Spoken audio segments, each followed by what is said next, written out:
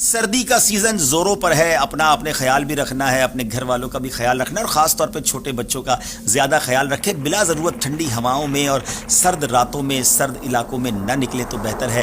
اور اس میں کچھ احتیاطیں بھی بتا دیتا ہوں۔ ہیٹر کا استعمال ہوتا ہے بہت سارے ملکوں میں، اور کہیں کہیں تو گیس کا ہیٹر ہوتا ہے، اور ہم بعض اوقات اس کے حادثات بھی سنتے ہیں۔ تو جب آپ رات کو ہیٹر یوز کر رہے ہیں اور سونے کا ارادہ ہے تو ہیٹر کو بند کر دیں، روم پہلے گرم ہو جائے، پھر ساری رات اسے کھلا رکھ کر نہ سوئیں، کیونکہ ہم نے کئی حادثات سنے ہیں کہ گیس لیک ہو گئی، آگ لگ گئی، یا گیس کی وجہ سے دم گھٹ گیا۔ اور اسی طرح اگر الیکٹرک ہیٹر بھی ہے تو بھی رات سونے سے پہلے اسے بند کر دیں۔ اور سبحان اللہ، میرے آقا علیہ الصلوۃ والسلام کی احادیث کتنی کمال کی ہیں کہ ایک حدیث پاک کا مضمون ہے کہ اگر رات سونے کا ارادہ ہے تو اپنے گھر میں آگ کو نہ چھوڑو، بلکہ آگ کو بجھا کر آرام کیا کرو، کیونکہ وہ آگ جو ہے وہ بڑھ بھی سکتی ہے اور اس سے آگ لگ سکتی ہے۔ اسی طرح ناظرین، ہم شال کا یوز کرتے ہیں، چادر کا استعمال کرتے ہیں، اس میں بھی کچھ شرعی مسائل بھی بیان کر دیتا ہوں، اور اس کے ساتھ ساتھ کچھ احتیاط بھی۔ چادر کا اگر آپ استعمال کر رہے ہیں، شال کا استعمال کر رہے ہیں، تو نماز پڑھتے وقت آپ نے ایک احتیاط یہ کرنی ہے کہ نماز میں اس طرح دیکھیں، دونوں سرے آگے کی طرف ہیں، اس کو صدل کہتے ہیں، اور نماز میں یہ مکروہ تحریمی ہے،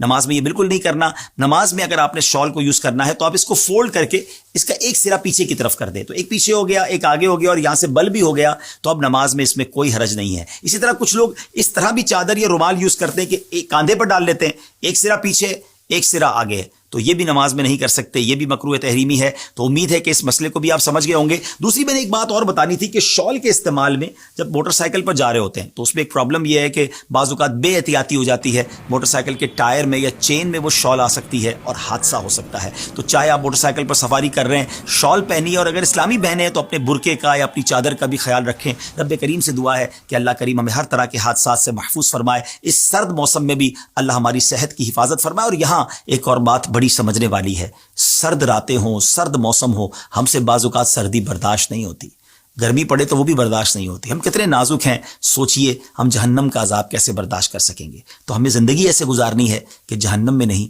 انشاءاللہ جنت میں جانا ہے۔ نمازیں پڑھیے، اللہ کی رضا والے کام کیجئے۔ رب کریم مجھے اور آپ کو جہنم کے ہر قسم کے عذاب سے محفوظ